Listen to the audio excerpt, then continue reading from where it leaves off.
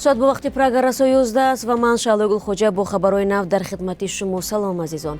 Имрӯз 15 феврал дар нашри навбатии сархати рӯйдодҳо аз паёмадҳои тармаи маргбор дар шаҳри Хоруғ мегӯем. Оташ задани мошини дуситони восе дар шаҳри Кӯлоб ва баланд рафтани нархи шир дар фурӯшгоҳҳо. Дар як соли гузашта садҳо электромобил ба Тоҷикистон оварда шудааст. Хабарҳои дигар низ ҳаст. Субҳи имрӯз дар шаҳри Хоруғ, маркази вилояти мухтори Кӯҳистони Бадахшон, тақрибан 10 хона, консулгарии Афғонистон ва шуморе аз сокинон зери тарма монданд. Умеда Юсуфӣ, сухангӯи кумитаи ҳолатҳои фавқулода, дар суҳбат бо Радиои Озодӣ гуфт, тарма субҳи барвақт дар кӯчаи Носири Хусрав фаромада, феълан наҷотбахшон дар маҳалли ҳодиса қарор доранд.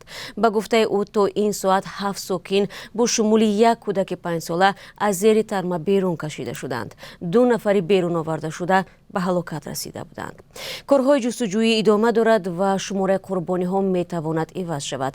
Тарма ба хатти нирӯи барқ низ осеб расонида шаҳри Хоруғро бебарқ гузоштааст. рӯзи пеш дар роҳи Хоруғ-Рошқала тарма мошинеро бо 10 мусофираш пахш карда буд. Мусофирон зинда монда, вале ҷароҳат бардоштанд.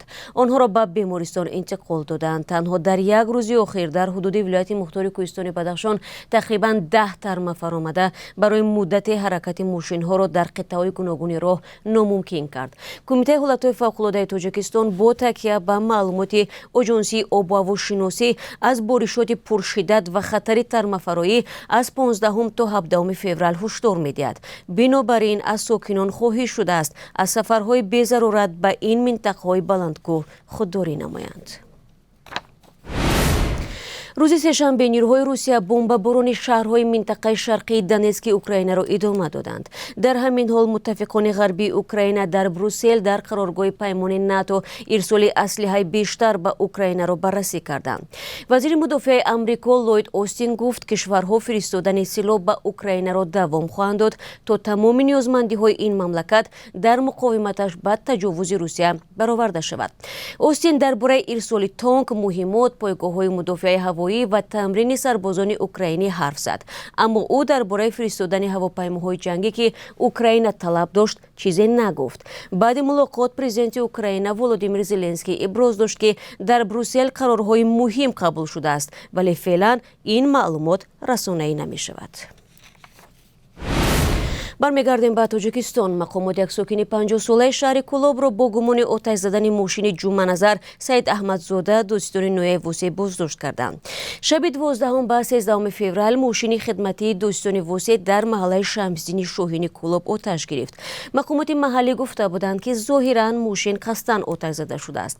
2 манбаъ дар дӯститонӣ ва ҳам вазорати корҳои дохилии Тоҷикистон дар суҳбат бо Радиои Озодӣ гуфтанд, ки сокини 50-солаи Кӯлоб бо гумони қасдан оташ задани амволи давлатӣ дастгир шудааст. Ба гуфтаи манобеи Радиои Озодӣ, боздоштшуда сабаби оташ задани мошини дӯститониро хусумати шахсӣ номидааст. Назари марди боздоштшуда ва ҳам наздикони ӯ маълум нест. Ҷумъаназар Саид Аҳмадзода аз соли 2020 дӯстдори нояи восе мебошад. ӯ дар маҳалли Шамсидини Шоҳини шаҳри Кӯлоб зиндагӣ мекунад. вазири корҳои дохилии Тоҷикистон мегӯяд, дар робита ба қазияи Абдуқаҳҳор Розиқов 3 корманди милиса боздошт ва чанд нафари дигар аз мақомҳояшон озод шуданд. Абдуқаҳҳор Розиқов ба иттиҳоми даст доштан дар фурӯши маводи мухаддир шаби 2 январ дар Кӯлоб дастгир гардид ва дар шароити мармуз даргузашт. марги ӯ эътирози наздиконашро ба миён овард, чун онҳо мегӯянд, Розиқов дар зери шиканҷа ҷон дод. Раимзода, вазири корҳои дохилӣ, 15 феврал зимни нишасти хабарӣ гуфт, қазияи мазкур зери назорати муовини аввали ӯ Абдураҳмон Аламшозода қарор дорад. Дар айни замон Раҳимзода хабарҳо дар бораи вохӯрӣ бо наздикони Абдуқаҳҳор Розиқов ва узр пурсидан аз онҳоро рад кард. ӯ гуфт, феълан 3 корманди милиса барои хунукназарӣ ҳангоми дастгир намудани Абдуқаҳҳор Розиқов боздошт шуданд ва чанд нафари дигар ҳам аз кор озод гардиданд. боздошт ва марги Абдуқаҳҳор Розиқов дар шабакаҳои иҷтимоӣ баҳсҳои зиёдеро ба миён оварда буд. дар як соли гузашта ба тоҷикистон 767 мошини барқӣ ё электромобил ворид шудааст. хадамоти гумруки тоҷикистон гуфт маблағи ин теъдод мошинҳои воридшуда қариб 18 миллион доллар будааст. аммо масъулини ин хадамот нагуфтанд ки ин мошинҳо аз кадом кишварҳо ворид гардидааст. гуфта мешавад аксари мошинҳои барқие ки аз хориҷ ба тоҷикистон оварда шуданд ба ширкати як такси рост меоянд.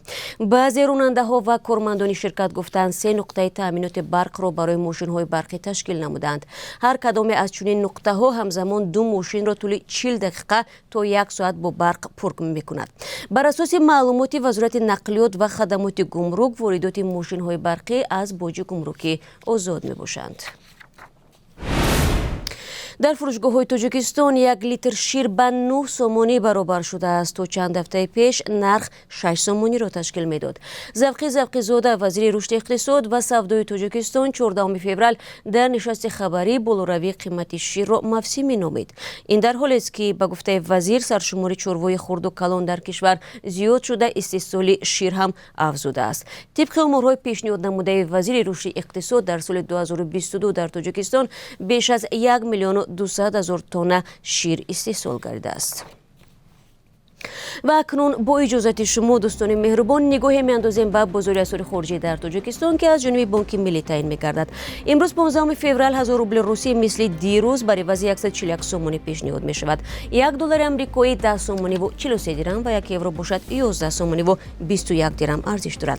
бо арзи сипос барои ҳамроҳии шумо бинандагони азиз, мулоқоти баъдӣ дар барномаи ахбори озодӣ хоҳад буд. барори кор азизон.